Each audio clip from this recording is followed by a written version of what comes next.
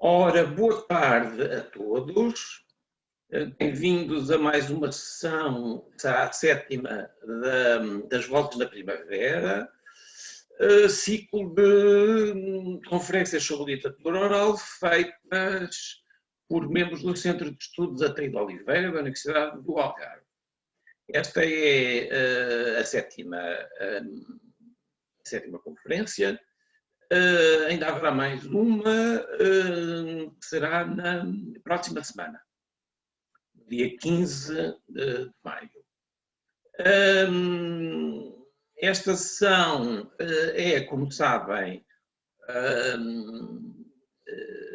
dinamizada pelo Paulo Correia, que vai falar das recolhas de contos entre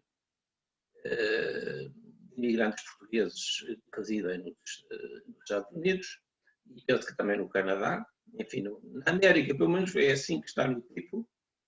E como as pessoas costumam chegar um bocadinho atrasadas também, e ainda só passam 2 minutos da hora, eu sugeria ao Paulo que falasse, como nas outras vezes, que falasse um bocadinho sobre ele e como é que começou o interesse dele pelos contos, e depois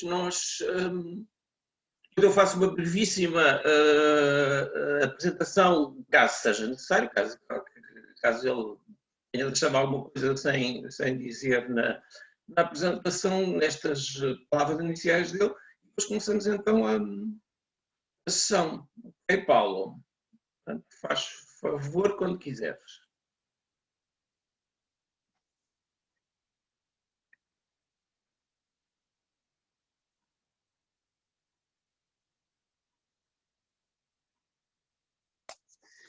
Ok. Boa tarde a todos, obrigado José Joaquim.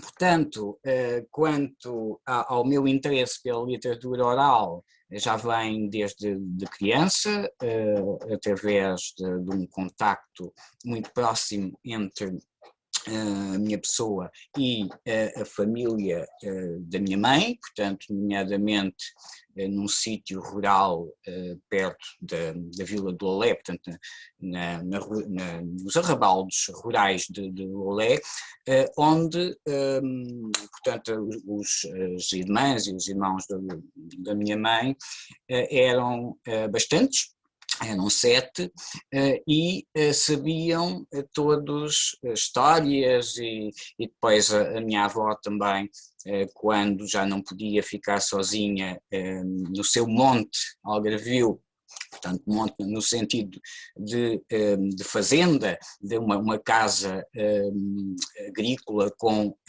terrenos à volta, andou pela casa dos filhos e das filhas, e portanto aí também tive contacto com ela. Começando pela minha mãe, que me contava contos quando era criança, e depois com este alargamento à família dela, fiquei com este bichinho que, enfim, permaneceu inerte até precisamente encontrar na televisão um programa onde encontrei 2 pessoas a falarem com a Maria João Seixas, num programa da RTP2, creio, a anunciar ao mundo que tinham criado recentemente um centro para o estudo da literatura oral em Faro, na Universidade de Faro. E, portanto, eu resolvi armar-me de coragem e vir bater a esta porta, e 2 anos depois, creio, mais ou menos em 1997, comecei a colaborar com o centro, primeiro como bolseiro de investigação e depois como investigador residente, mais ou menos. Portanto, foi este o meu percurso, e entretanto tenho feito investigação basicamente em contos e menos, mas em lendas também, que são os meus principais focos de interesse. Portanto, são 2 géneros narrativos em prosa. E creio que é tudo. Ora, muito obrigado. Eu já não me lembro se me tinhas contado essa história da televisão, mas se me contaste eu tinha-me esquecido.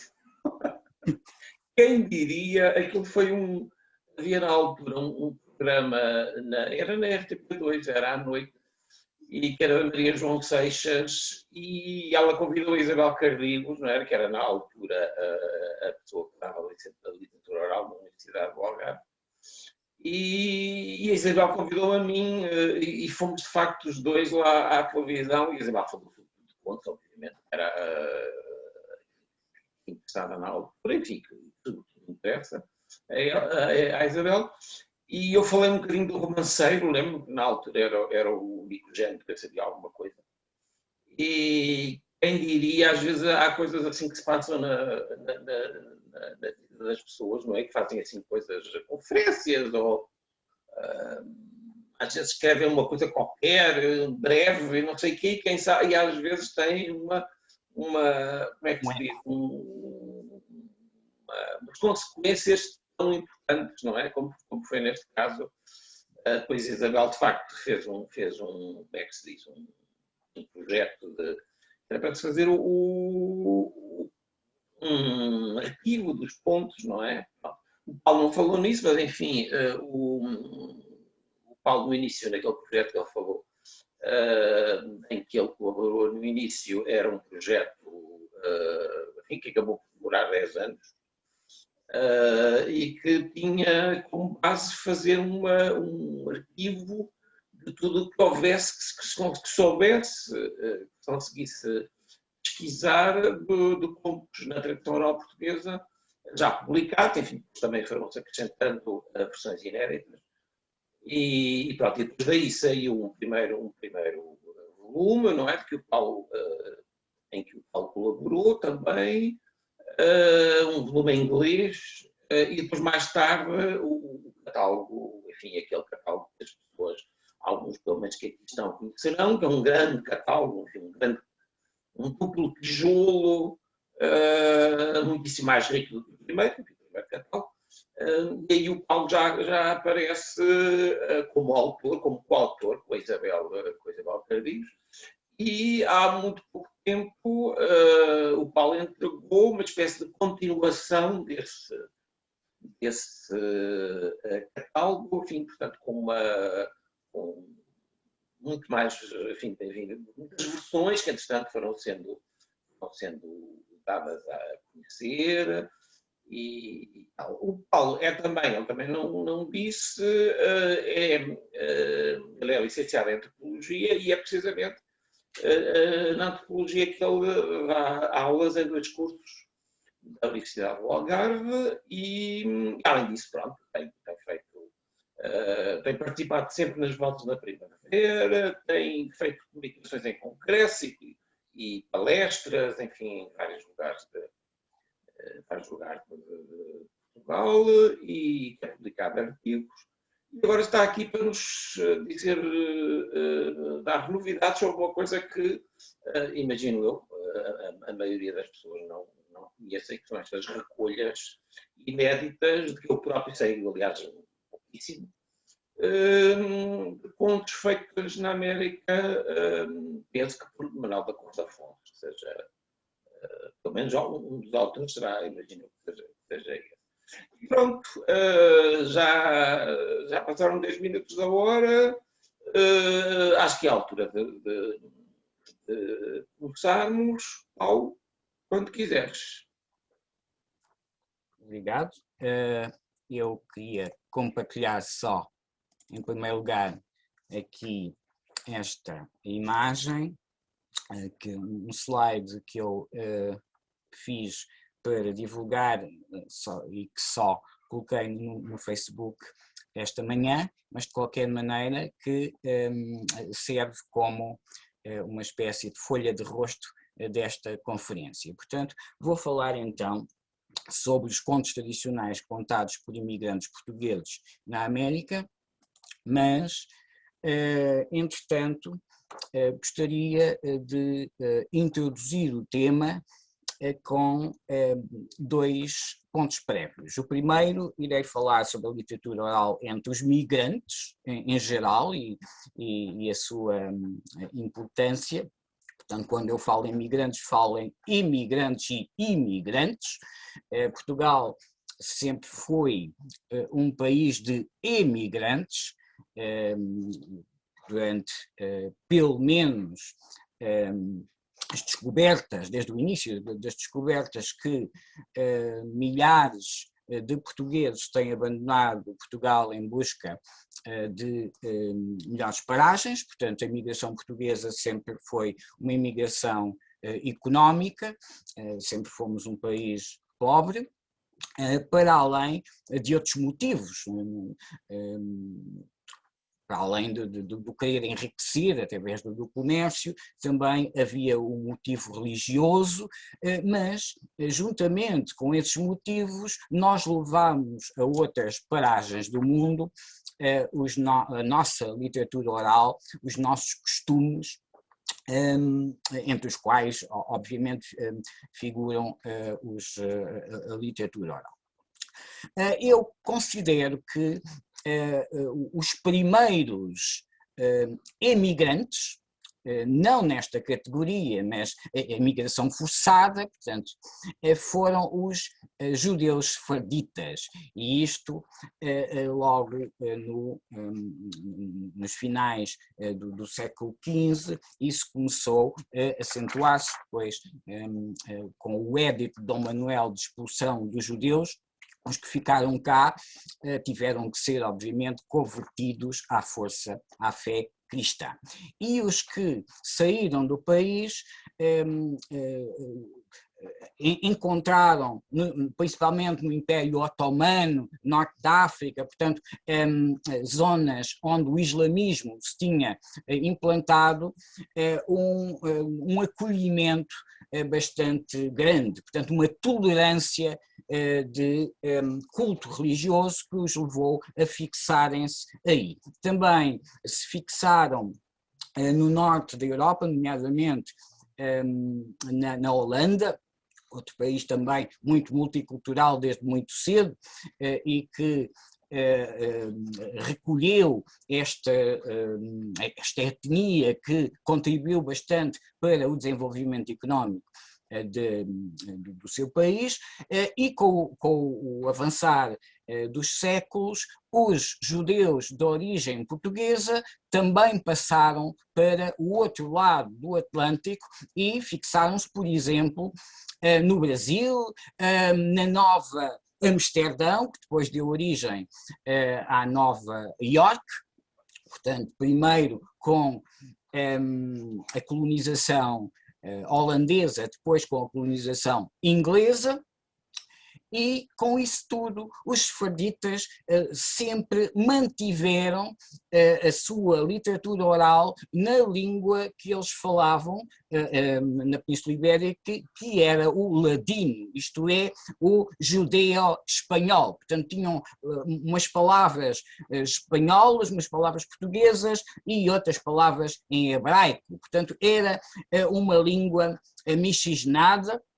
E a língua essa que eles cantavam as suas cantigas de boda, o seu romanceiro e também as suas concerras, que é nada mais nada menos que os contos tradicionais.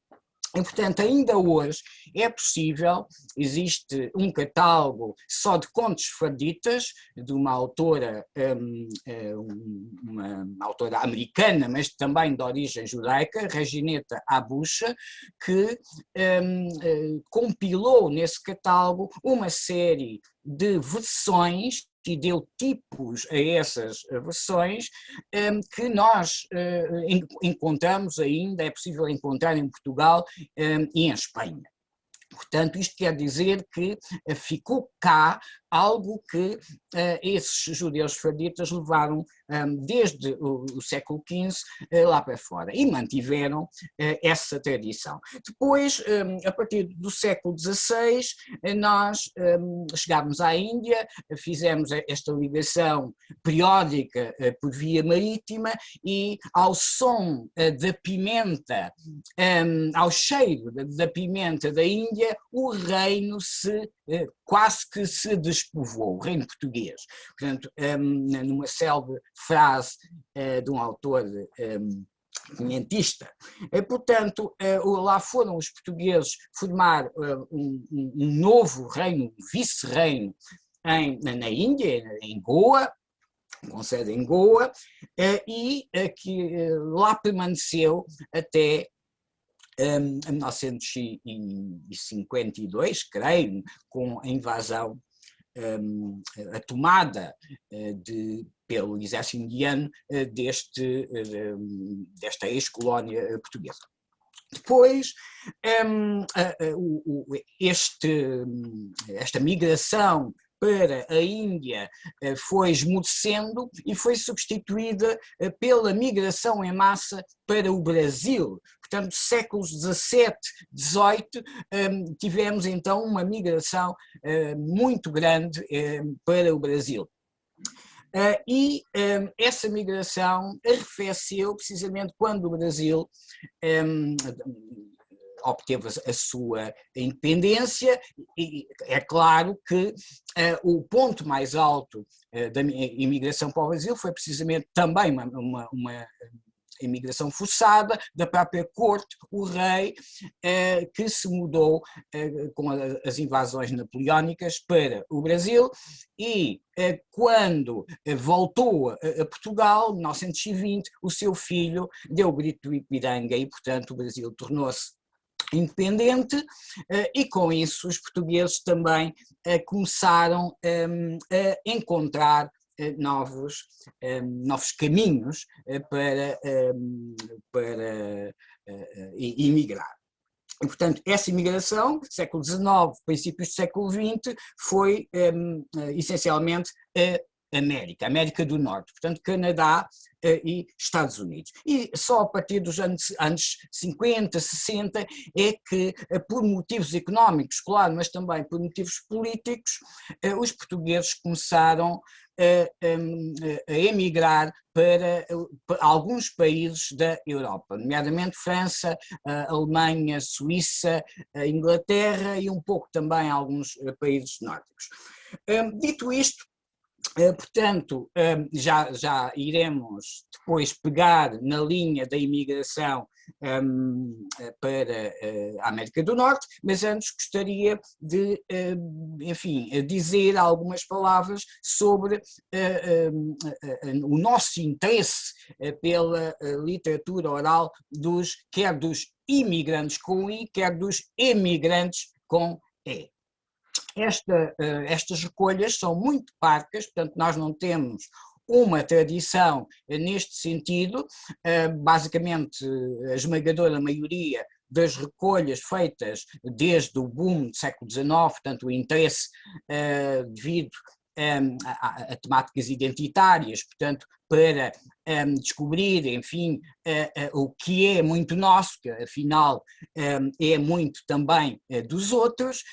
Começou-se um bocadinho por toda a Europa, cada país a tentar fazer recolhas. É claro que uns países são mais multiculturais do que outros e uma França pôde fazer recolhas não só de contos em francês, mas também contos em occitano, contos em bretão, etc. E nas Américas, quando se começou a fazer essas recolhas, gerou-se uma tradição muito forte, que vem até hoje, de recolher contos de imigrantes, portanto com I. Porque é fácil perceber que a América contemporânea é uma nação composta por imigrantes. é claro que existem ainda, e ainda bem, os nativos americanos, que também têm as suas recolhas publicadas, mas existem, enfim, etnias negras, produto da diáspora provocada pela... por esta, pelos cativos, não é? Da escravatura que os europeus levaram para trabalhar nas Américas, principalmente sul dos Estados Unidos, Caraíbas e também no Brasil. E outros povos vindos da Europa que foram colonizando o continente americano. Em Portugal, nós, como já disse, não temos essa tradição.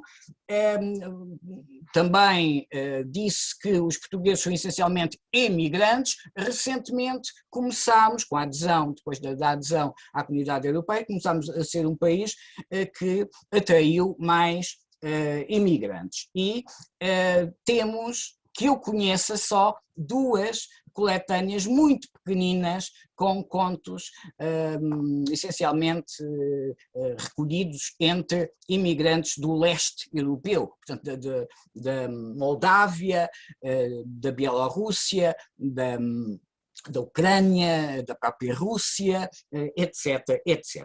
E feita por 2 câmaras, a Câmara de Santarém e a Câmara de Oeiras, com a ajuda, obviamente, de bibliotecários, de pessoas curiosas que não são especialistas nisso. Os norte-americanos já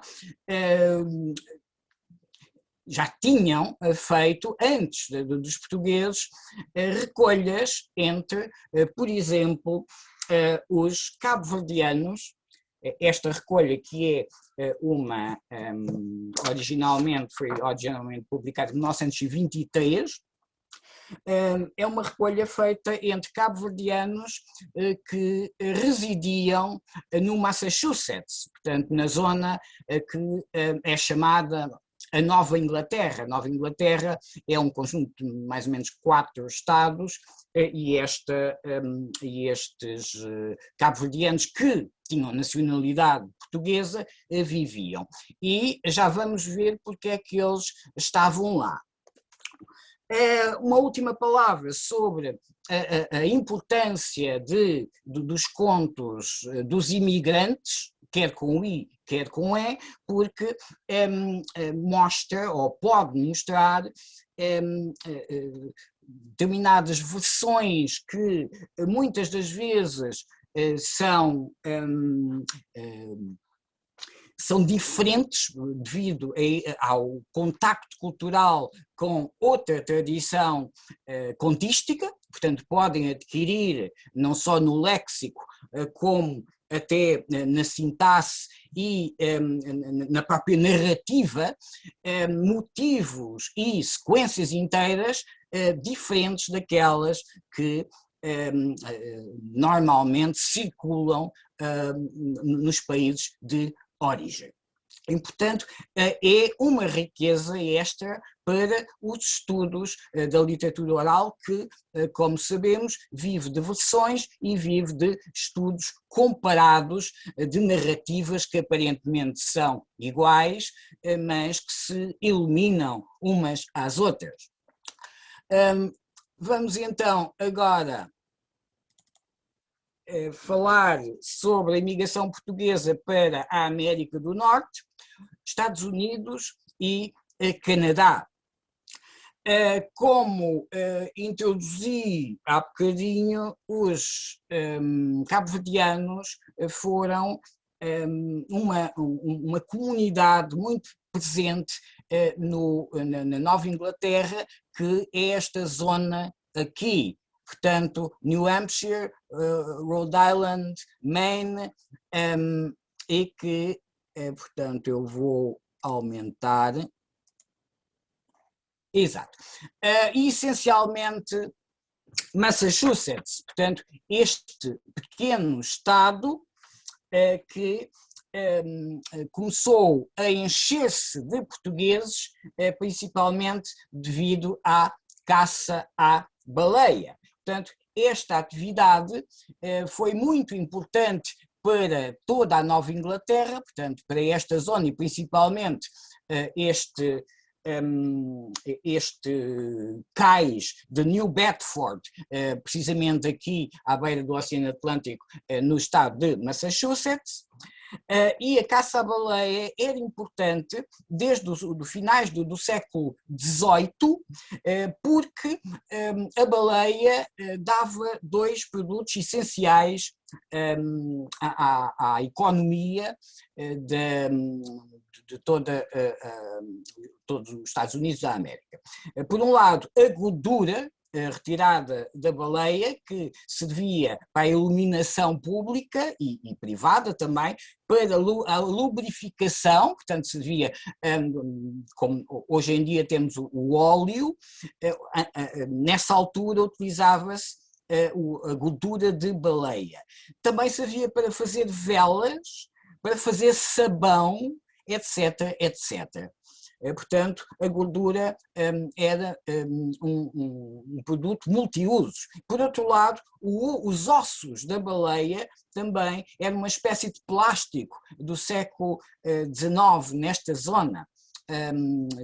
E pode-se dizer que também era um bocadinho o marfim, equivalente ao marfim na África. Servia para fazer brinquedos, servia para esculturas, obviamente, teclas de piano, etc, etc.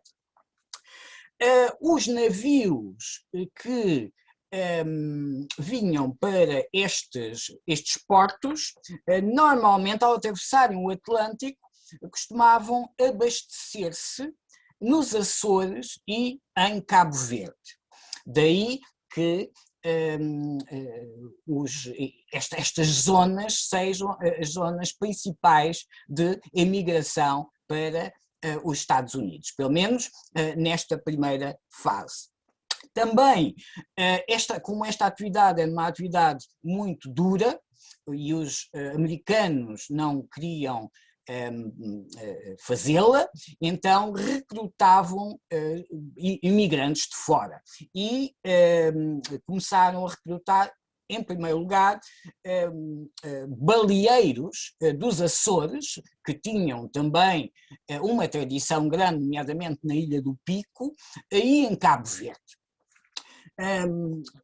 Estes imigrantes foram para esta zona e nos anos 20 Elsie Clews Parsons recolheu então um grosso volume em inglês, curiosamente, de folclore do arquipélago de Cabo Verde. Essencialmente, este folclore são contos, portanto é basicamente todas as versões que compõem este volume são contos.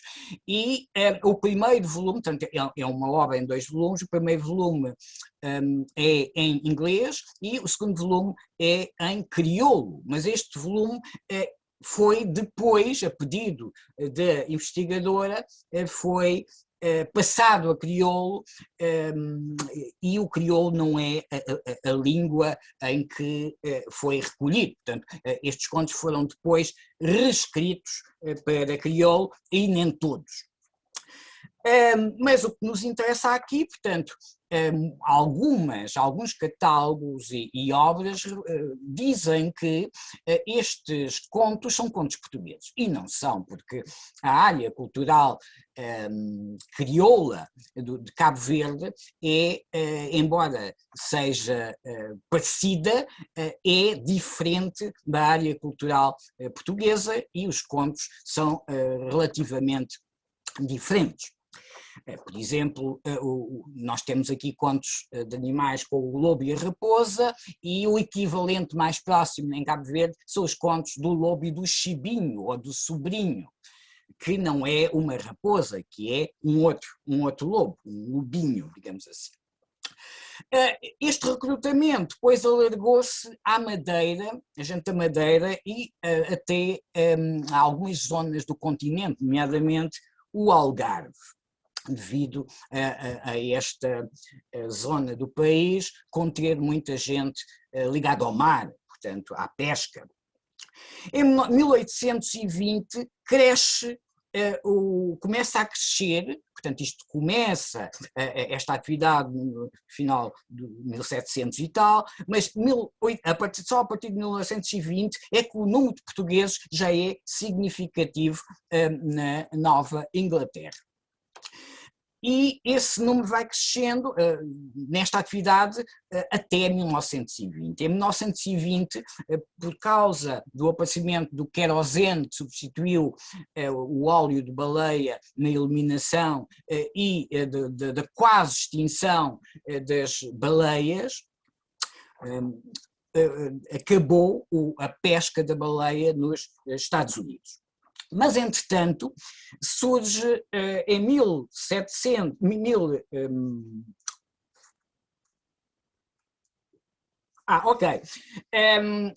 mas, entretanto, os baleeiros americanos, nesta atividade, começaram a explorar o Pacífico, portanto, vieram aqui para este lado. E em 1848 surge a grande febre do ouro na Califórnia. Descobrem ouro na Califórnia e muitos dos marinheiros que praticavam a pesca à baleia desertaram e foram para a Califórnia tentar a sua sorte. Portanto, temos aqui uma outra zona de imigração. Primeiro esta deserção, depois uma imigração também essencialmente de ilhéus, Madeira e Açores, para a Califórnia. E esta imigração vai se fixar essencialmente em dois pontos fulcrais, à volta de São Francisco e à volta de Los Angeles, que são dois grandes centros urbanos. É claro que os portugueses não iam para os centros das cidades, ficavam nas imediações, porque os portugueses sempre preferiram reunirem-se em comunidades autónomas onde gente só portuguesa fazia uma vida basicamente como aquela que eles tinham em Portugal quando deixaram Portugal. Daí que ao longo dos tempos estas comunidades tendam a ser conservadoras, não mudem o seu estilo de vida, a não ser na geração seguinte, onde os seus filhos já adotam a língua, neste caso o inglês, e alguns costumes da comunidade de acolhimento, portanto já se tornam americanos. Vamos então ver mais de perto. Temos então aqui São Francisco e esta zona aqui deste lado, do lado leste da Baía de São Francisco, é onde os portugueses se instalaram. Portanto, os portugueses, o que é que eles faziam? Deixaram a pesca da baleia, passaram à pesca de peixe e também ao seu comércio, que partilhavam com os italianos. Essencialmente era gente da Ilha do Pico, da Madeira e do Algarve que se dedicava a estas tarefas. Mas outros imigrantes que vinham das zonas rurais dedicaram-se à agricultura. E, portanto, tínhamos a pesca e a agricultura como atividades principais, mas depois o comércio, o pequeno comércio e a pequena indústria, panificação, por exemplo, etc. Em 1920 já tínhamos cerca de 81 mil portugueses na Califórnia. O Canadá, portanto, temos aqui a Nova Inglaterra, como vimos, Massachusetts, E o Canadá é mesmo aqui ao lado. Os portugueses, primeiramente, escolheram dois polos, Montreal, que falava, era bilíngue, portanto havia a vantagem do francês estar mais perto do português do que propriamente o inglês, e também Toronto, aqui deste lado. Portanto, e Ottawa também foi outro dos pontos de implantação, e outras terras um bocadinho mais para o lado do Pacífico. Montreal e Toronto tinham uma comunidade, acho que continua a ter, que se chamava Little Portugal, isto é, Pequeno Portugal. Portanto, mais uma vez, as comunidades portuguesas tinham tudo o que elas precisavam para a sua subsistência, inclusive o bacalhau, o azeite, as suas próprias mercearias, padarias, restaurantes, etc., etc. Os homens começaram a chegar em 1867, mas só a partir de 1953 é que se deu uma imigração em massa de Portugal para o Canadá. E isto deveu-se à falta de mão de obra que existia no Canadá, nomeadamente na agricultura e nos caminhos de ferro. Mas, rapidamente, os portugueses começaram a preferir as cidades, daí depois a migração e a fixação em Montreal e Toronto. Os homens eram essencialmente construtores civis, portanto pedreiros, trabalhavam em fábricas, hotéis, restaurantes, jardinagem, e as mulheres, para ajudar a economia doméstica, faziam limpezas, trabalhavam em fábricas de textos, sapatos e indústria alimentar.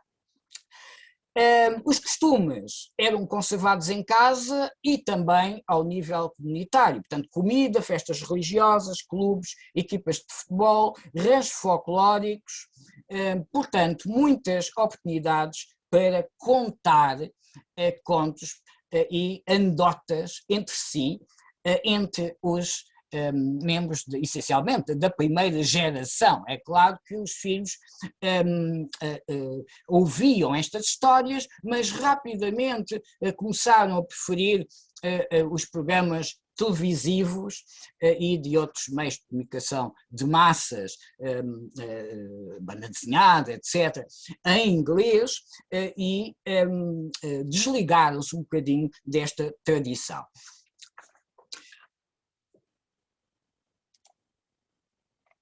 Vou agora compartilhar, vamos passar agora a terceira parte da comunicação, que é precisamente o núcleo duro daquilo que vos quero transmitir. Portanto, vou falar sobre 4 recolhas modulares de contos entre os imigrantes portugueses na Califórnia, Nova Inglaterra, Canadá, Toronto e Canadá, Montreal. São 4 recolhas feitas por 2 pessoas, ou melhor, 3 pessoas. As primeiras 3 recolhas, uma feita na Califórnia, outra na Nova Inglaterra e outra em Toronto, essencialmente no Canadá, Toronto, mas também noutros pontos, nomeadamente também em Montreal, mas só com um informante, foram feitas por Manuel da Costa Fontes, que foi durante muitos anos, fez toda a sua carreira académica na Universidade de Kent, formou-se na Universidade de Califórnia, e o seu campo de estudo foram os estudos ibéricos,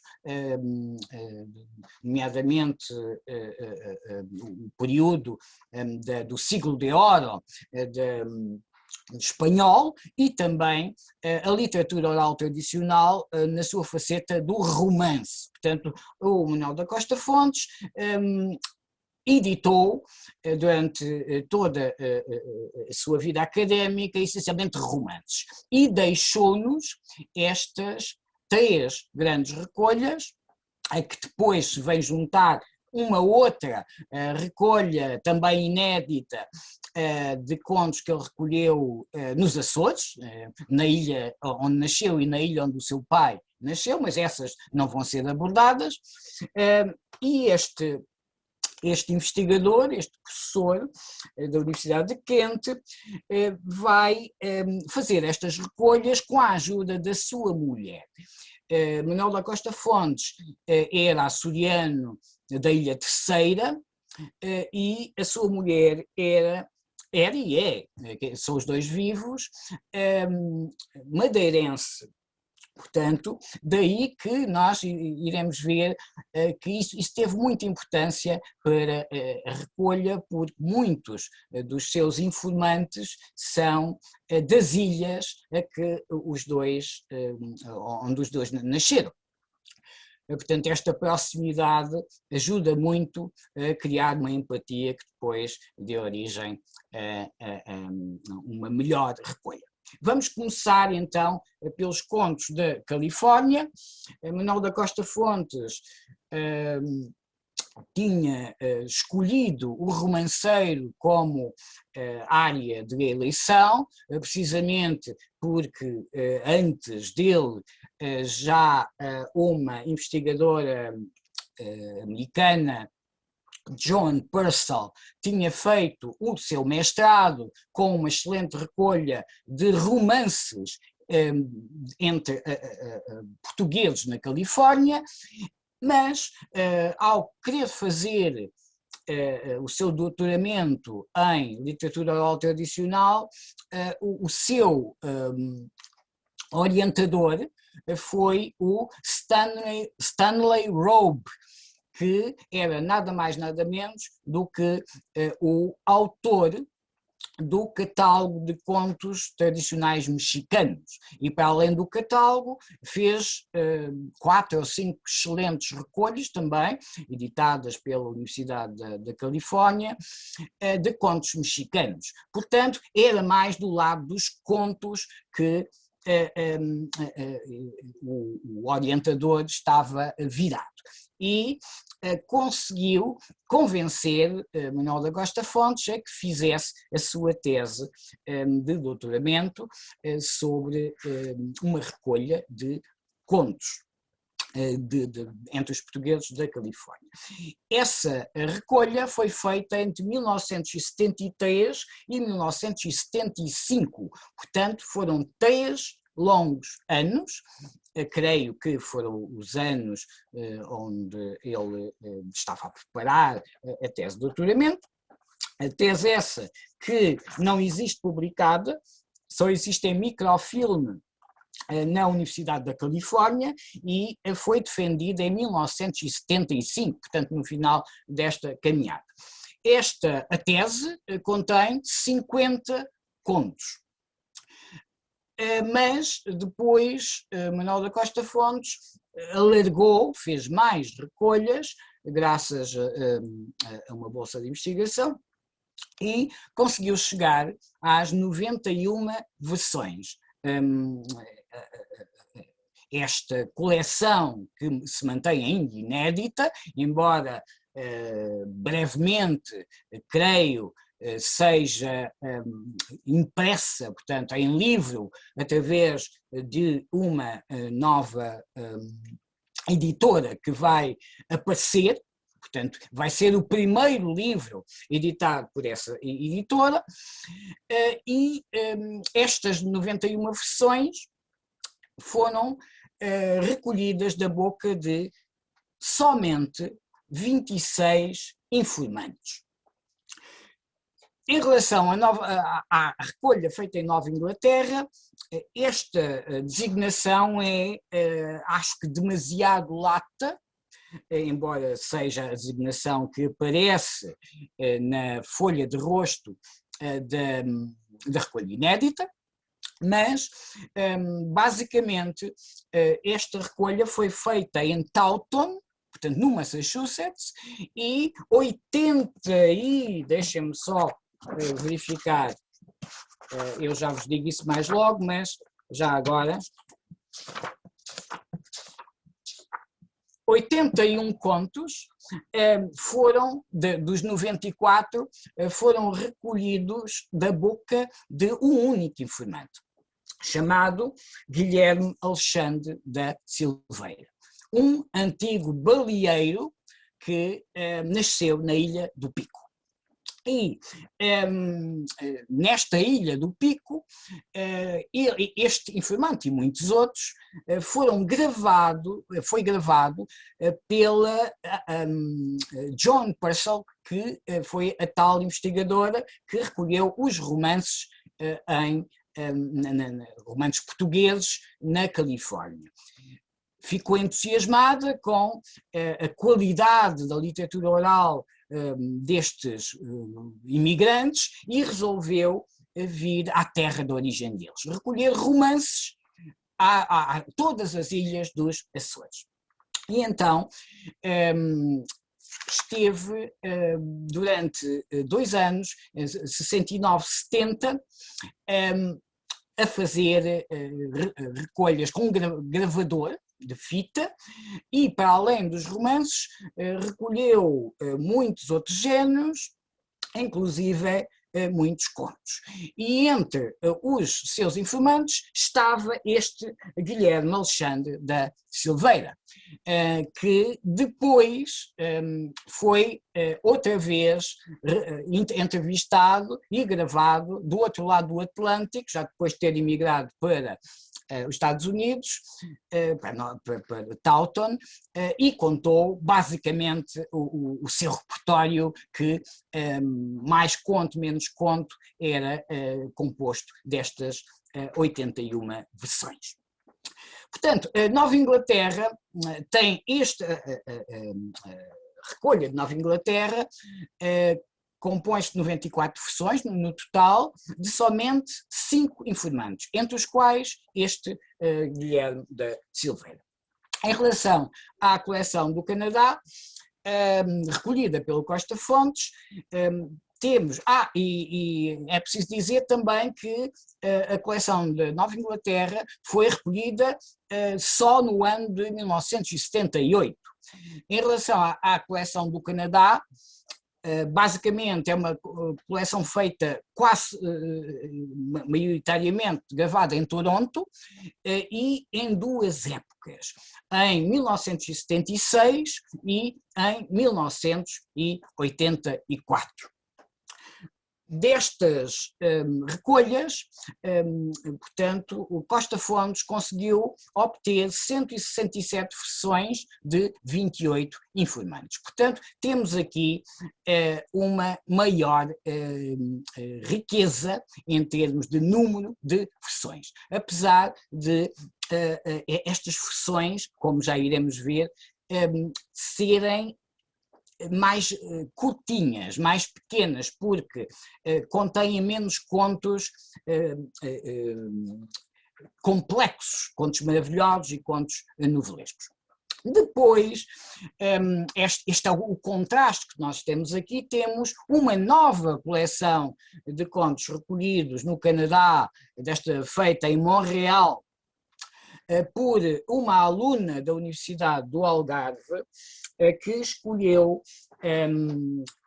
fazer a sua monografia de final de curso em 2002 sobre contos tradicionais e, portanto, resolveu arriscar ir para Montreal com um mini-disc e fazer a gravação de vários espécimes de literatura oral, que já iremos ver quais são.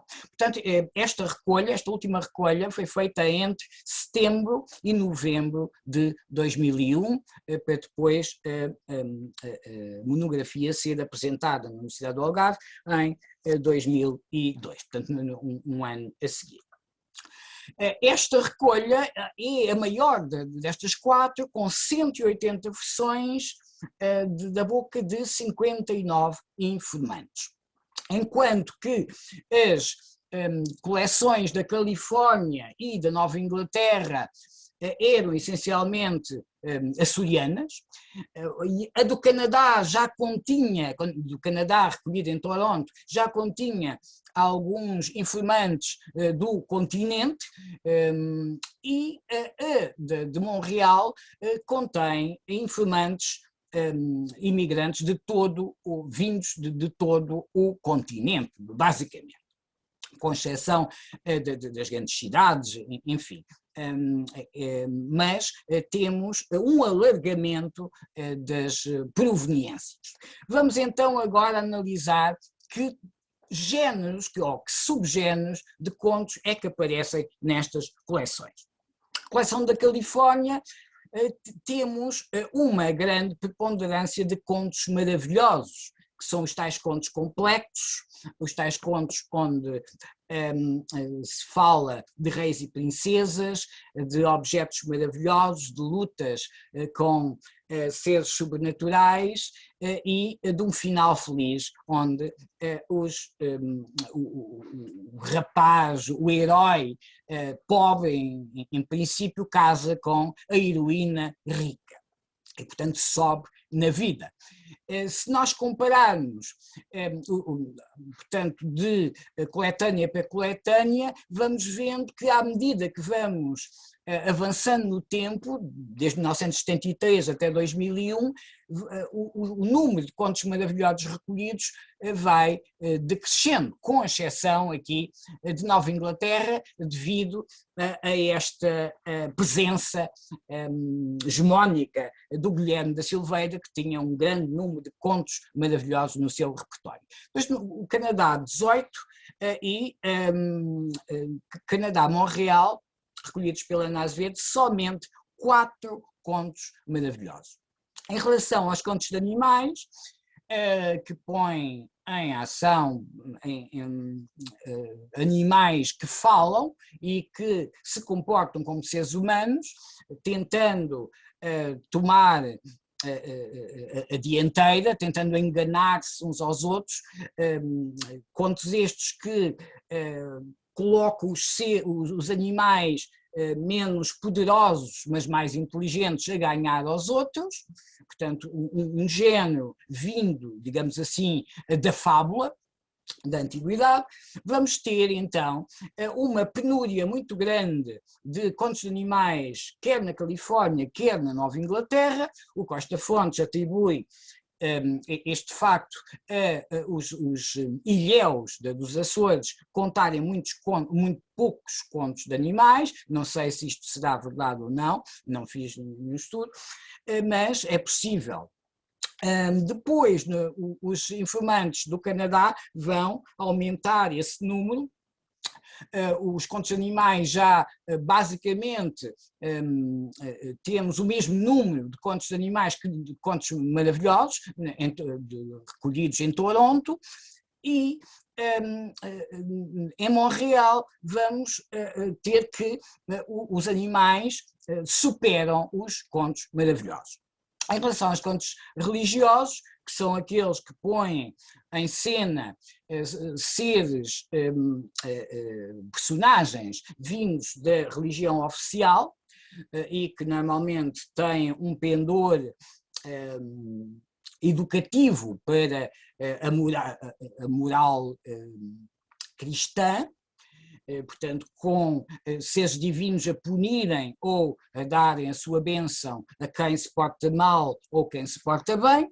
Temos que este género é relativamente homogéneo nas quatro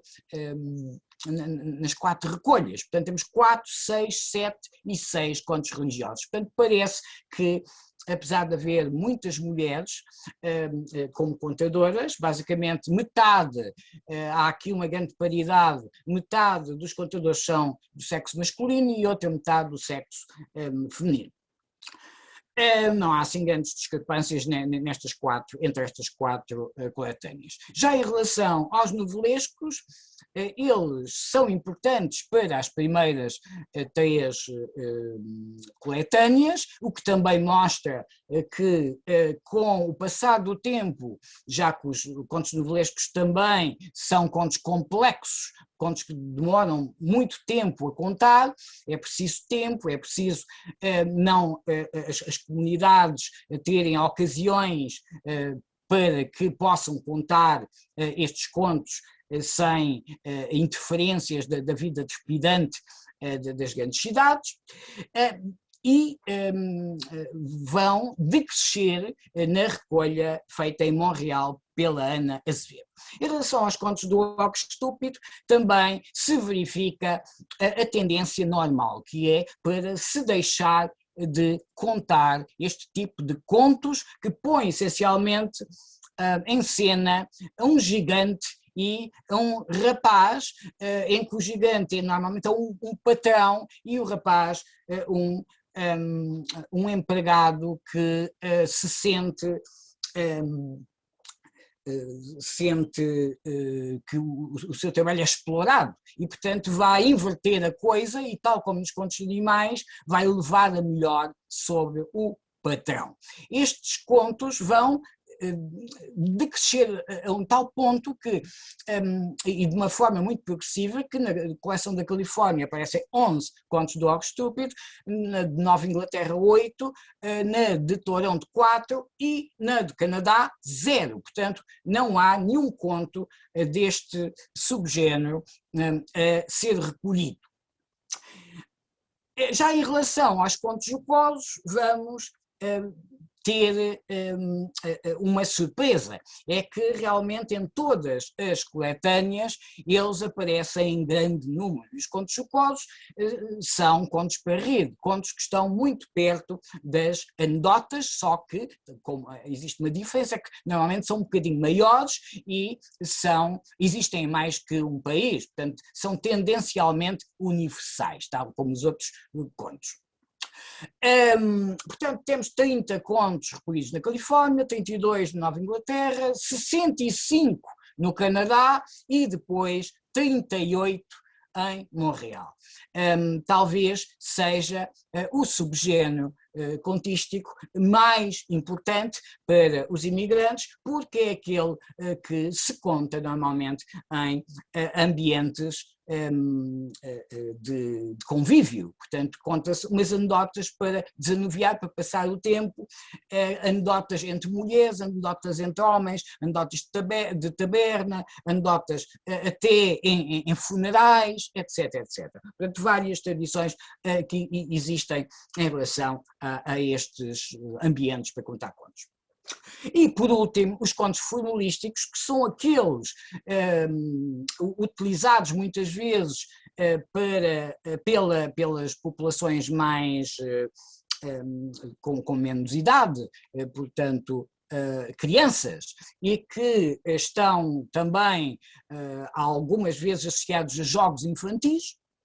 Temos 5 contos somente recolhidos na Califórnia, 1 conto em Nova Inglaterra, 4 no Canadá e 7 pela Ana Azevedo em Montreal.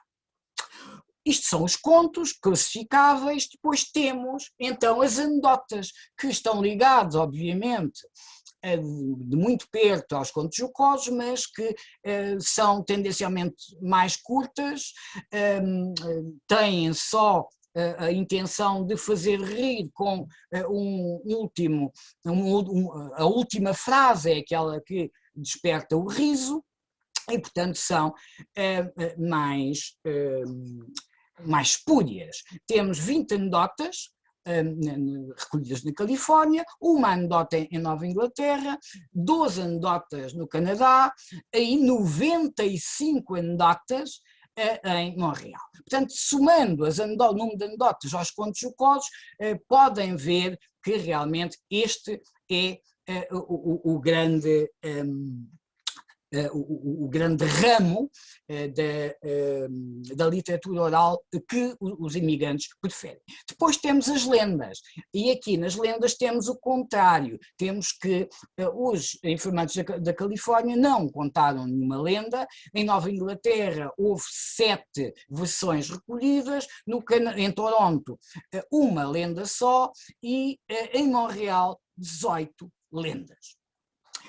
Depois, finalmente, temos aqui outros géneros não identificados que não interessam muito para aqui, porque realmente muitos deles nem sequer são contos, e outros são contos que não têm,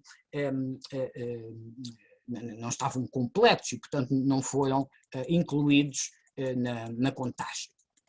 Vamos então muito rapidamente passar alguns exemplos de contos recolhidos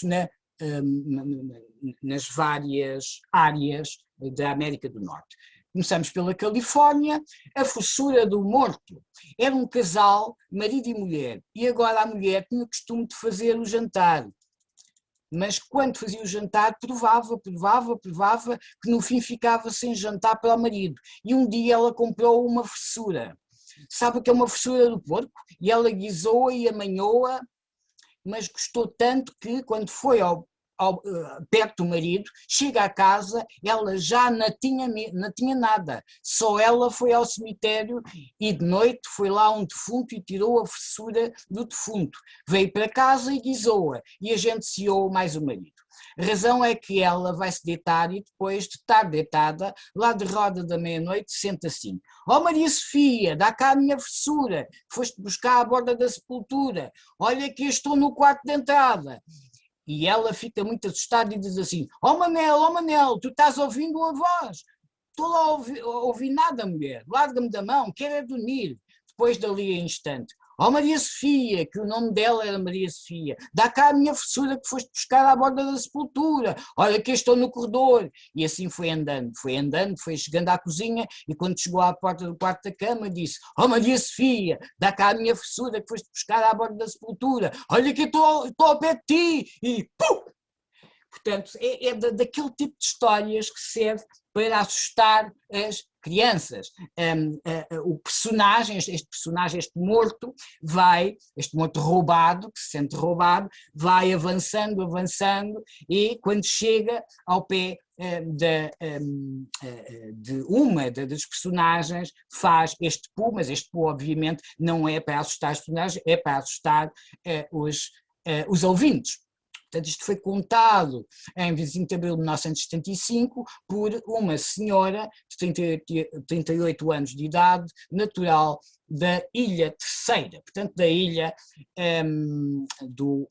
onde nasceu o próprio Manuel da Costa Fontes. Esta senhora que reside em Ontário, emigrou para a Califórnia em 1960. Portanto, ela esteve primeiro no Canadá e depois foi para a Califórnia. Uma segunda versão, também muito pequenina, para terminarmos aqui a questão das versões da Califórnia. A mulher do sapateiro e o padre. Era uma vez um sapateiro que tinha a sua tenda junto à sua casa. Nunca saía de casa. Tinha uma mulher muito bonita. E o padre lá da freguesia gostava muito dela. E não sabia como conseguir relações com ela. E ela gostava também do padre. Mas o marido estava sempre em casa. Vejam bem aqui esta maneira que o Costa Fontes tem de fazer a transcrição. Portanto, para ele é importante, porque se trata de um traço identitário ligado à sua ilha, grafar esta forma que os habitantes da Ilha Terceira têm de falar. Não havia maneira, diz o padre desta maneira, ele vai-se vir confessar, vou dar uma penitência para ele ir muito longe. Então esse dia será o nosso dia. Assim aconteceu, o sapateiro foi-se confessar e o padre deu uma penitência para ele ir numa caminhada muito longe. O pobre lá seguiu a cumprir a penitência, mas pelo caminho encontrou uma pedra muito boa para bater sola. Oh, eu nunca achei uma pedra boa desta forma. para deixar aqui, quando voltar para trás, não posso não encontrar. Eu vou deitá-la em Chiasa. Então volto para cumprir a minha penitência. E assim fez. Ao chegar perto de casa, vi a mulher vestida muito pesada. Vinha à janela, vinha à porta, ia para dentro, andava de roda a vigiar, calculou. Isto aqui há qualquer coisa de estranho. Esta mulher desta forma, isto não é coisa boa. Escondeu-se sem ela dar por isso lá em casa, num armário qualquer. Dali a pouco o senhor padre entra por lá dentro. Diz ela assim: "Oh, eu pensava que o senhor padre que não vinha. Ao tempo que eu estou aqui à sua espera. Mas que demora foi essa?" Diz o padre. Eu tive a arranjar trigo para semear. Ela levanta as saias e diz: "Oxalá que dei a palha que me esta estaria." O sapateiro vai do armário com a pedra: "Que dei a grão que me este torrão." E secou a pavana com a pedra aos dois. E assim acabou a história. Portanto, como podem ver, há a utilização desta maneira de transcrever uma história que é muito comum em todo o Portugal, mas que existe aqui, nomeadamente nesta última parte que é em verso, uma forma diferente das versões conhecidas no continente, pelo menos.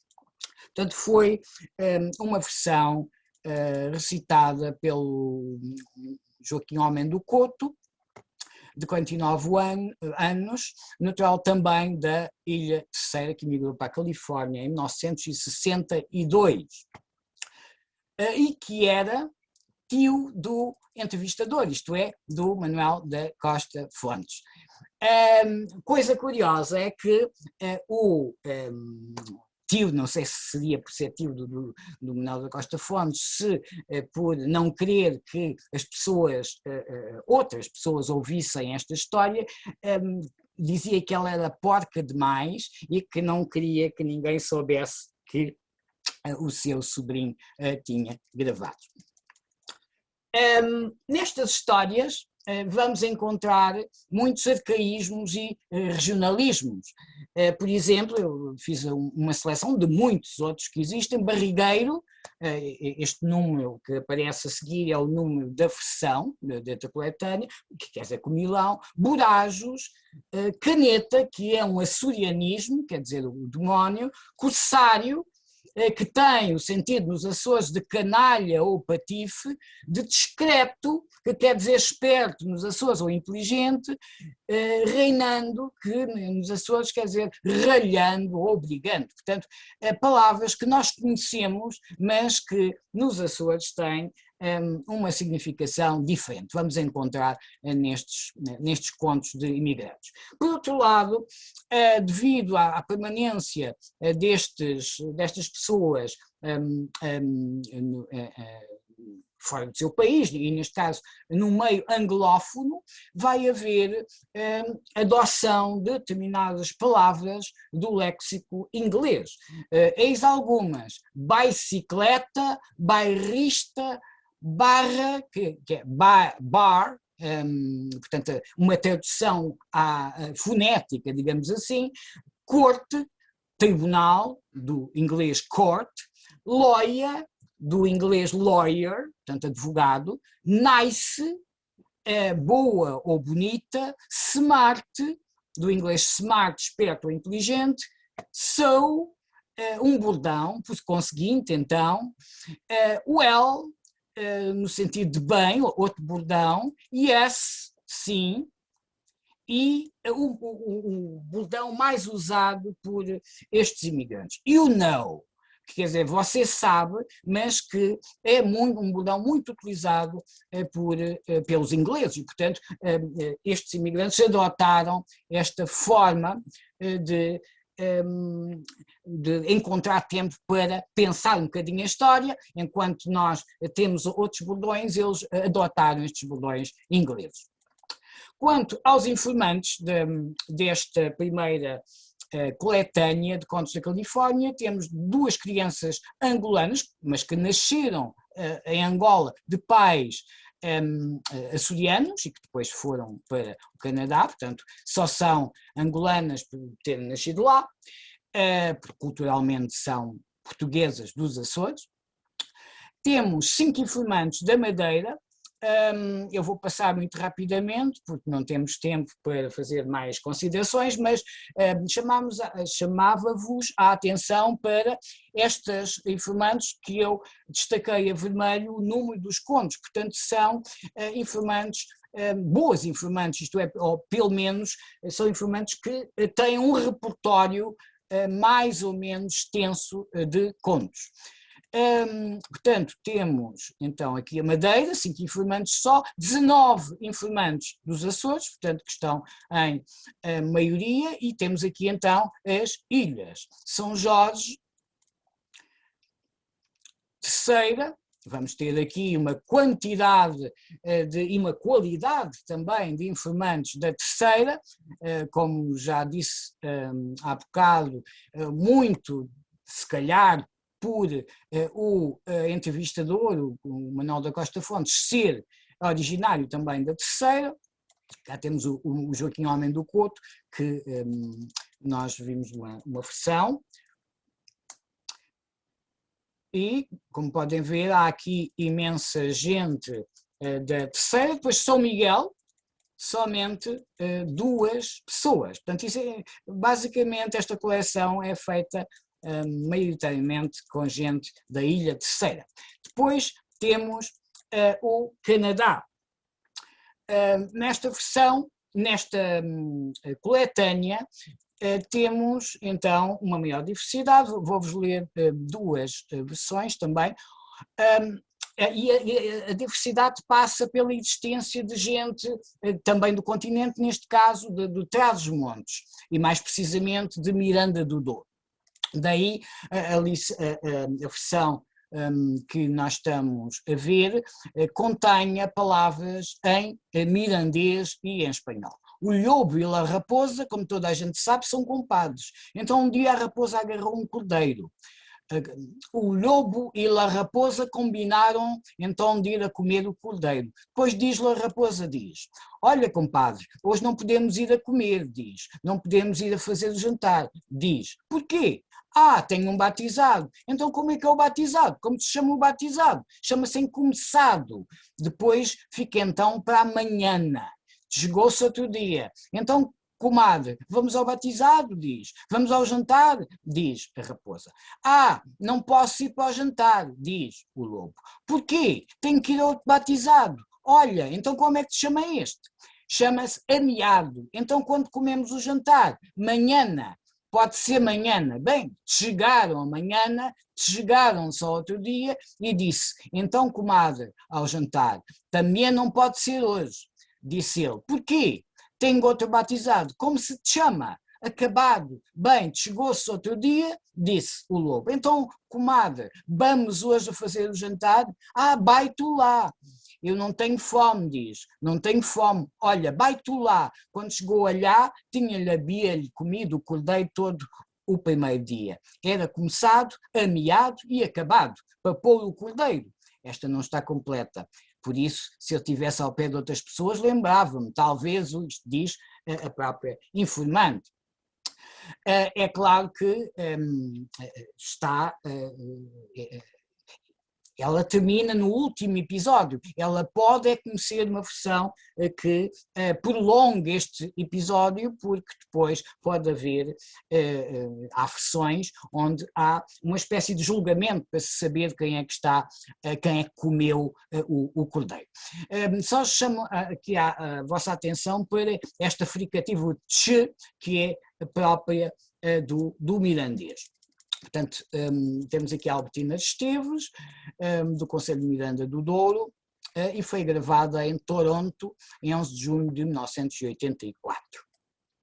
Outra versão, o rato do campo e o rato da cidade. Havia um rato que vivia na cidade, num lugar muito bom, passava muito bem o tal rato.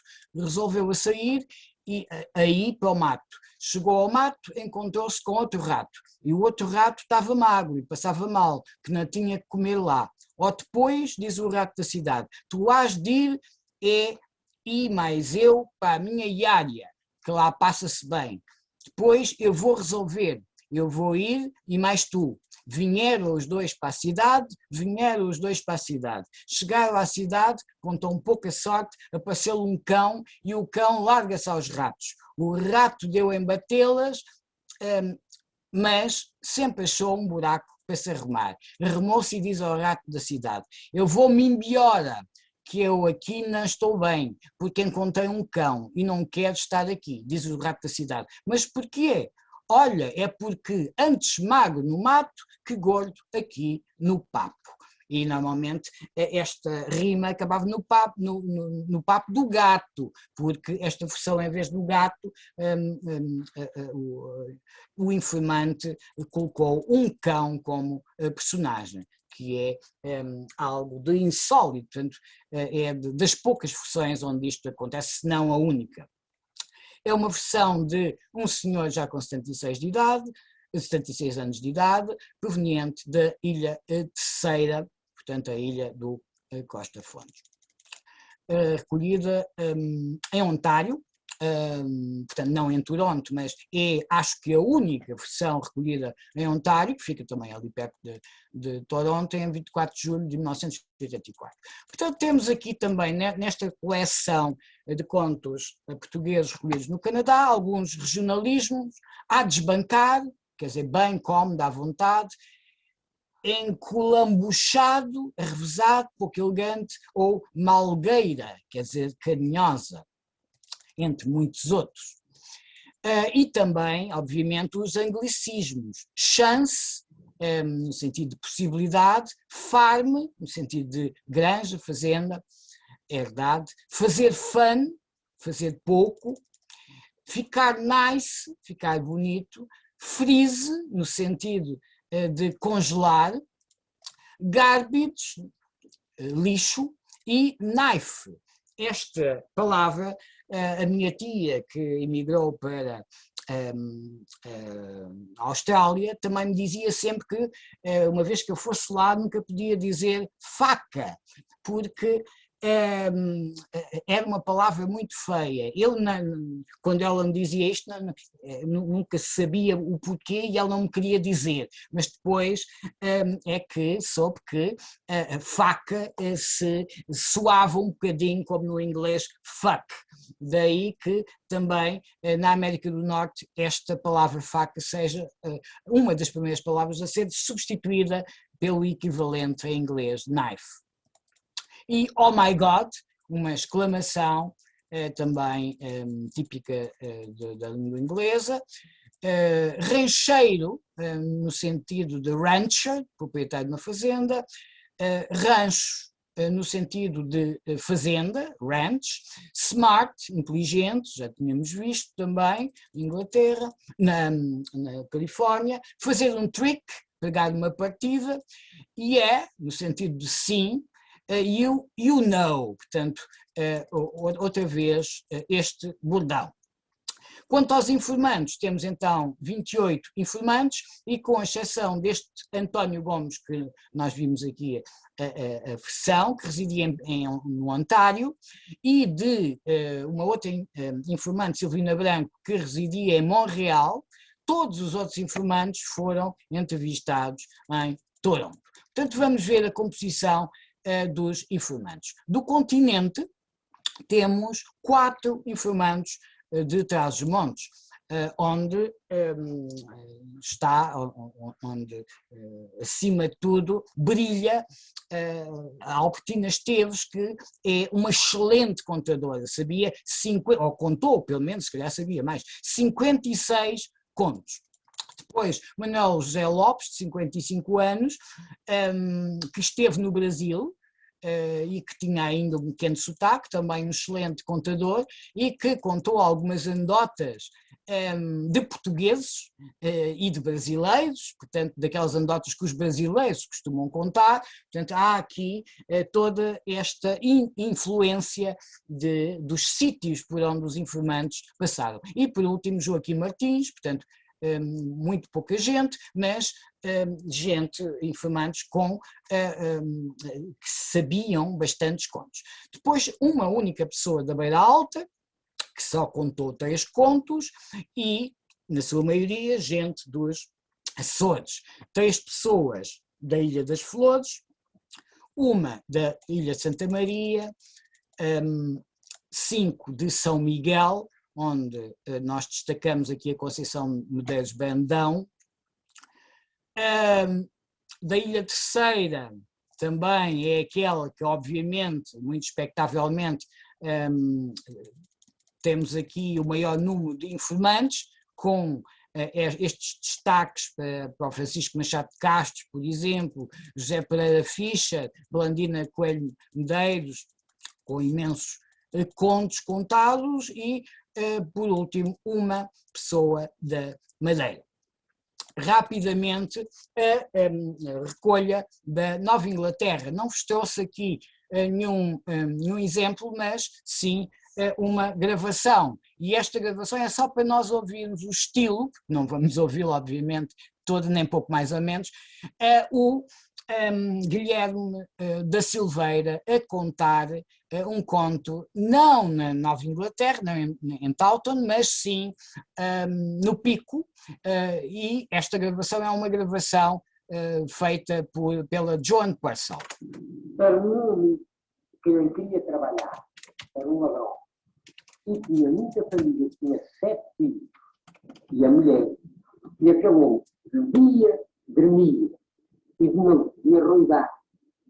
Agora, ele caminhava de noite e via por moto matar um animal, matar um arreio, uma vaca, um boi, matava e trazia uma posta de carne e deixava muito animal lá, chegava à casa de a mulher.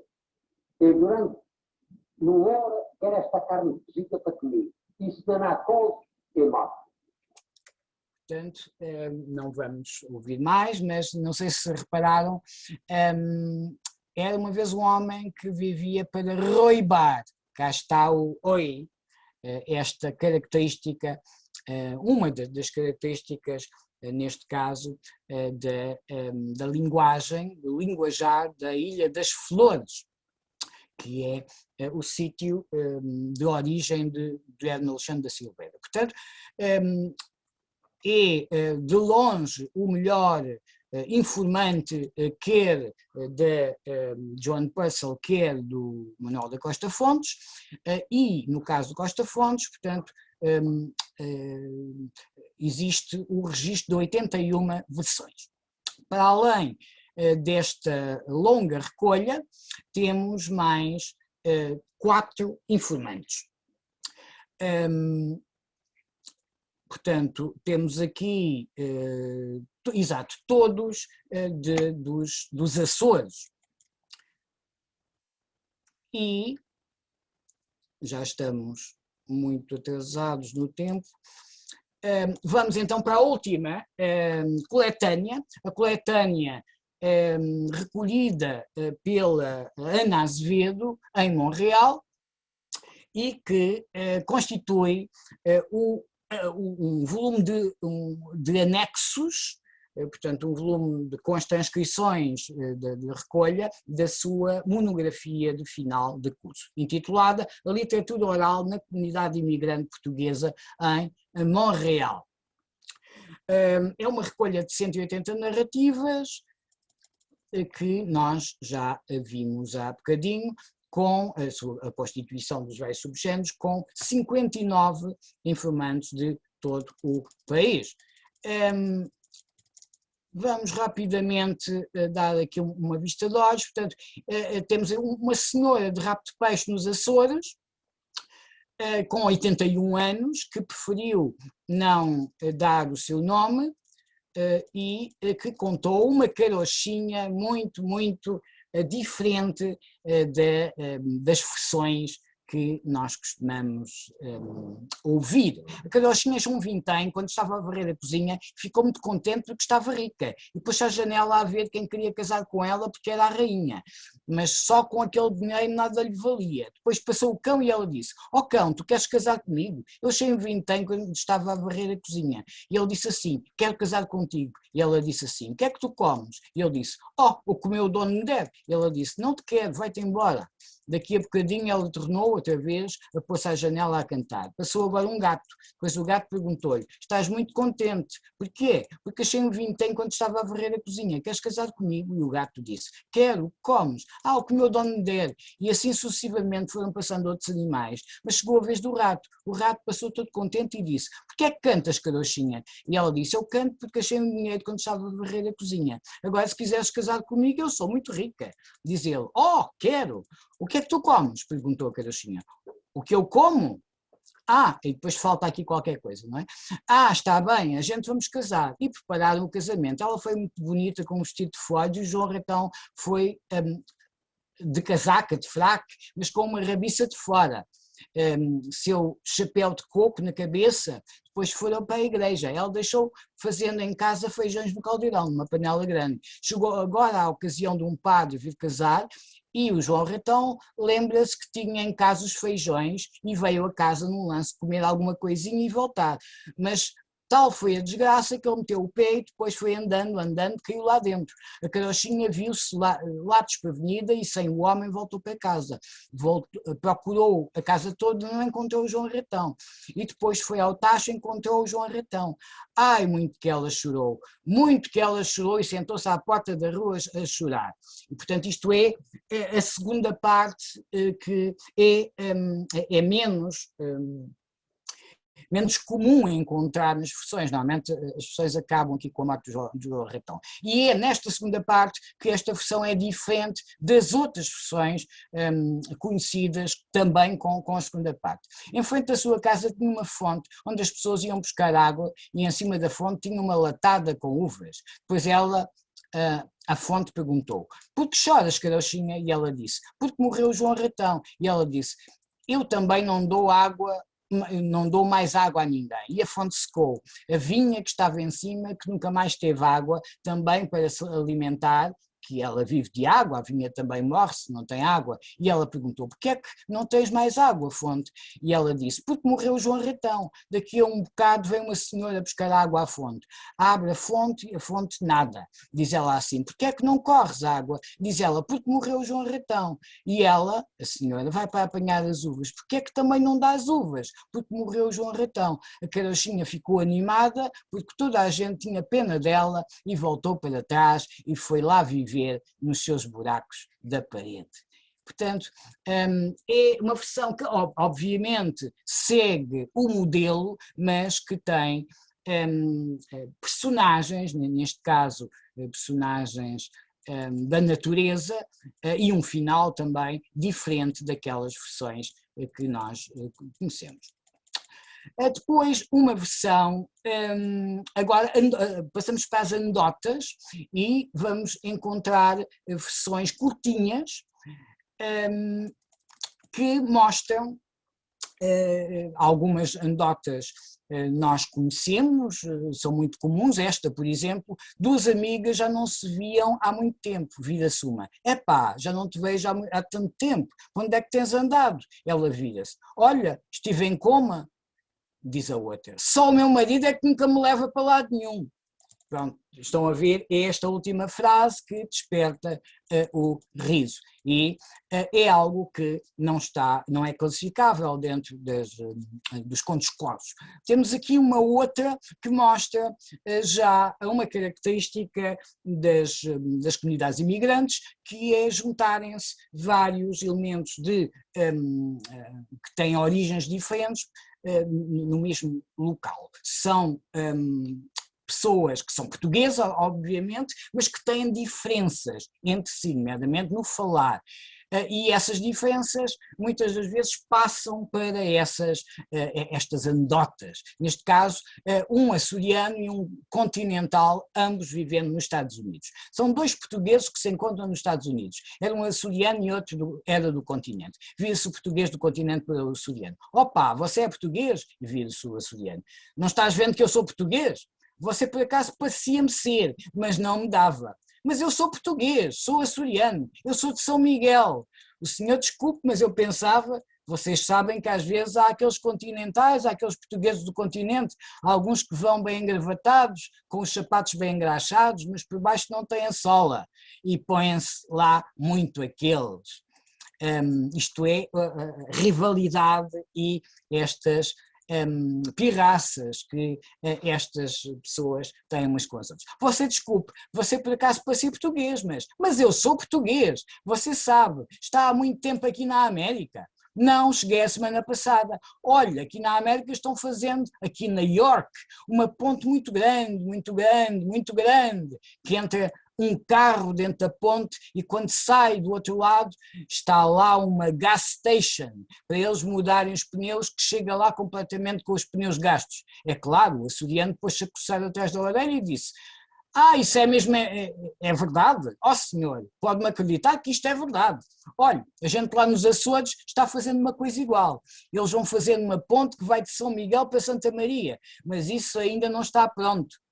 Mas quando estiver pronto, a gente cá tem um assobio, e dá um assobio, aquilo vai por ali dentro, por ali dentro, por ali dentro, por ali dentro, por ali dentro, e quando chega ao outro lado, que é na ilha de São Miguel, eles dizem assim: tu não podes ir mentir para a puta que te pariu. Isto é aquelas histórias das patranhas, as mentiras, as suas mentiras, esta já tem classificação, onde dois mentirosos competem um com o outro. E é claro que aqui os mentirosos, cada um pertence a uma parte de Portugal, neste caso, ao continente e os Açores.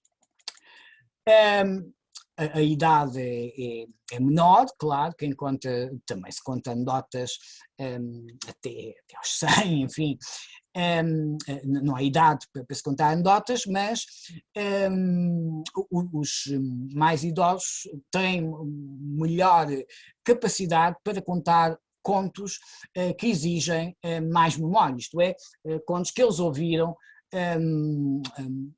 na tradição oral, portanto, quando a tradição oral estava florescente, provavelmente aos seus avós ou outros antepassados. Da mesma informante, o imigrante que não sabia falar inglês, portanto, também uma situação de uma anedota com um imigrante. O senhor foi ao café e disse: olha lá, senhor Manuel, eu vou para a América e não sei falar inglês. E o senhor do café disse: você não se atrapalha, você chega lá à América e fala devagarinho que toda a gente o entende, você fala devagarinho, está bem? O homem veio para a América, chegou num avião, no aeroporto teve que tomar um táxi, então ele chegou ao homem do táxi, o homem do táxi era português, mas ele não sabia, e então ele disse, ele não sabia, mas ele disse, ele falou logo português: o senhor é português?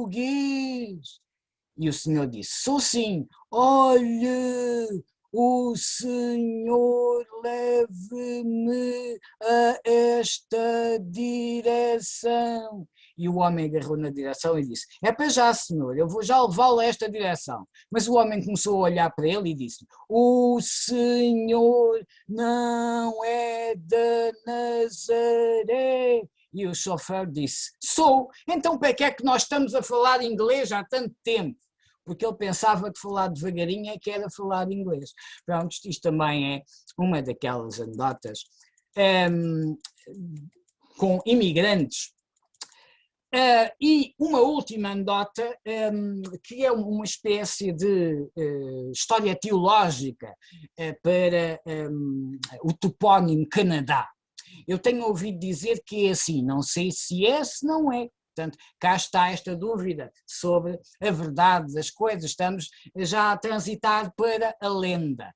Quando os portugueses descobriram, há quem diga que quem descobriu o Canadá foi os portugueses, depois é que vieram os franceses, mas em princípio diz que foi os portugueses, e que os portugueses chegaram aqui e viram tudo cheio de canas e comunicaram para Portugal e disseram, e diz outro informante, cá não há nada. Então aí é bom? Não, aqui nem canas há, cá nem canas há, cá não há nada. E, portanto, aquilo que eu grafei aqui, assinalei a vermelho, canas há, é na linguagem verbal, portanto, a origem fonética do Canadá, segundo esta historieta, meio conto, meio lenda, tradicional. Para terminar, eu gostaria de vos mostrar a única publicação de parte do espólio da recolha da Califórnia que o Manuel da Costa Fontes e o seu professor Stanley Robe fizeram. Esta é uma separata da revista Atlântida de Angra do Heroísmo, portanto uma publicação periódica açoriana, de 1977. Originalmente este opúsculo foi publicado numa revista e depois foi passado para separata, portanto, para constituir um elemento à parte com 63 páginas. 63 páginas, 4 informantes e 5 versões somente. Diz na introdução: já há tempos que se sabia que o romanceiro entre os imigrantes portugueses da Califórnia constituía uma riquíssima fonte de estudo. Portuguese Folk Tales from California é uma coleção que estamos aumentando e revisando para publicação. Isto já tinha sido dito em 77. Prova que a tradição oral neste Estado americano também é bastante rica no que se refere ao conto popular português. Os filhos dos imigrantes preferem quase sempre a língua inglesa e os programas da rádio e televisão americanas às histórias da carochinha dos pais e avós. Por conseguinte, o conto popular português da Califórnia desaparecerá com a primeira geração. Portanto, é com este tom pessimista, já em 77, que os autores, nomeadamente o Manuel da Costa Fontes, que foi o coletor, publicou estas 5 versões. Ainda continuam estas coletâneas por sair à luz, por serem dadas à estampa, mas creio que não faltará muito para que nós tenhamos pelo menos este volume da Califórnia. Já agora mostro-vos os mini-discos originais, onde a Ana Azevedo recolheu os seus contos em Montreal, e é tudo. Obrigado pela vossa paciência, já ultrapassei largamente o tempo da minha intervenção. Ora, muito obrigado, Paulo. De facto, ultrapassaste. E o problema não é de ultrapassado, é que eu tenho aulas daqui a pouco. Estou em casa e tenho que ir para a universidade e, portanto, vamos ter 5 minutos para debater. Infelizmente, nas outras intervenções houve mais tempo, as pessoas, enfim, também foram assim, falaram um pouco menos. E, sobretudo, havia o tempo, enfim, podíamos ir até às 5 horas e, de facto, hoje não vai ser assim. Eu queria, aproveitando que estou com a palavra, e eu gostava só de dizer uma coisa que, se calhar, acho que não me parece que ele me leve isso a mal, uma vez que isso parece que é verdade, foi-me apresentado como verdade e acredito que seja verdade, é que essa separata que tu agora mostraste, esse artigo, embora tenha lá o nome do Stanley Robe, mas tudo isso foi escrito pelo Fontes. Isso foi-me dito foi contado pelo próprio Fontes há uns bons anos, num congresso, que era uma coisa que se fazia, e em alguns ramos ainda se faz hoje, em que, quando os orientadores das teses, quando os autores das teses, enfim, publicam qualquer coisa, é costume pôr o nome também do orientador, mas que verdadeiramente tudo o que lá está tudo o que está aí dito é de facto o Costa Fontes. Dará para uma pergunta. Se forem afirmações, eu gostei muito e tal, a gente passa por cima dessas pessoas e damos a permissão para falar àqueles que querem fazer, de facto, mesmo perguntas ao Paulo. Eu prometo que a minha resposta... Outras observações sobre qualquer coisa que o Paulo tenha dito e que tenham, e sobre que queiram acrescentar qualquer coisa.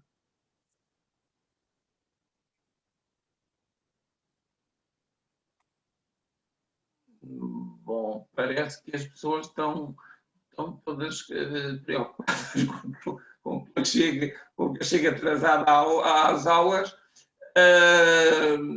e não se dispõe a dizer nada.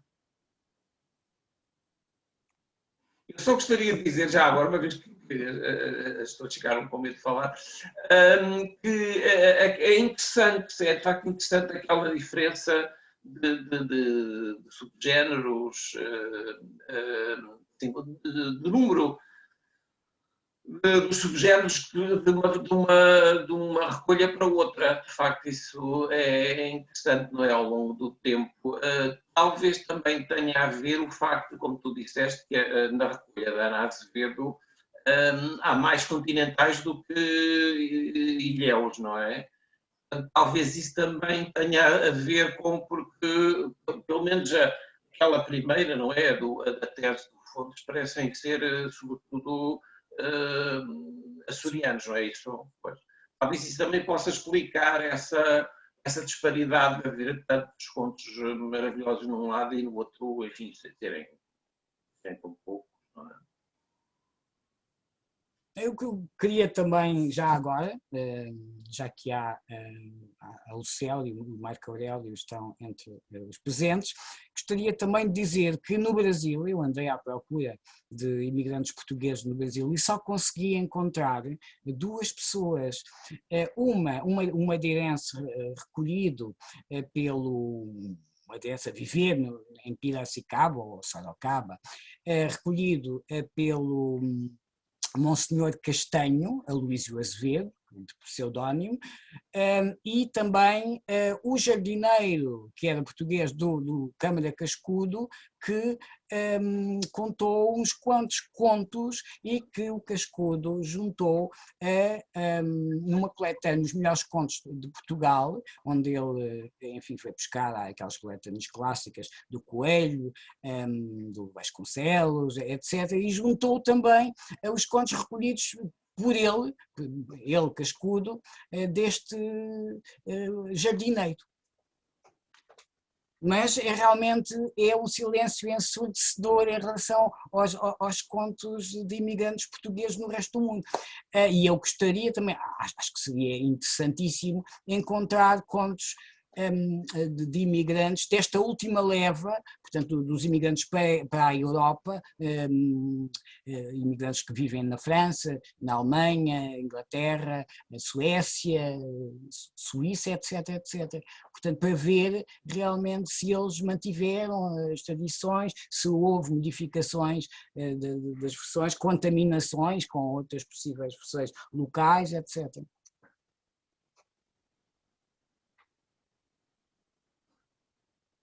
Bom, e então eu gostaria de dizer que a gravação vai ser posta no nosso canal no YouTube e, portanto, as pessoas que queiram comentar coisas, por exemplo, e que não queiram comentar, podem comentar lá no canal do YouTube, em que nós vamos pôr esta e já são os outros 5 conferências anteriores. Eu queria chamar a atenção para a próxima conferência, que vai ser a última, vai ser no dia 15, neste sábado nós não vamos ter conferência, porque a conferência desta semana é hoje na segunda, enfim, foi o dia em que o Paulo estava disponível. Portanto, nós não vamos fazer conferência no sábado, vamos fazer conferência no sábado da próxima semana, em que aí voltamos, de facto, ao sábado, e em que falará a Adriana Pereira, vai apresentar contributos para um repertório oral de uma família luso-brasileira. Portanto, isso será no dia 15, sábado, às 15 horas de Portugal e 11 horas, às 15 horas de Lisboa, que é o continente, e a Madeira, uma vez que a mesma hora não é nos Açores, é uma hora mais cedo, e às 11 horas de Brasília. E cá vos espero e muito obrigado mais uma vez ao Paulo pela sua conferência tão informativa e às pessoas que estiveram presentes, e peço desculpa de facto de ter de cortar aqui a sessão. E pronto, e no dia 15 que cá os espero a todos e até lá tudo corra bem com vocês. Obrigado. Obrigado. Obrigado. Boa tarde.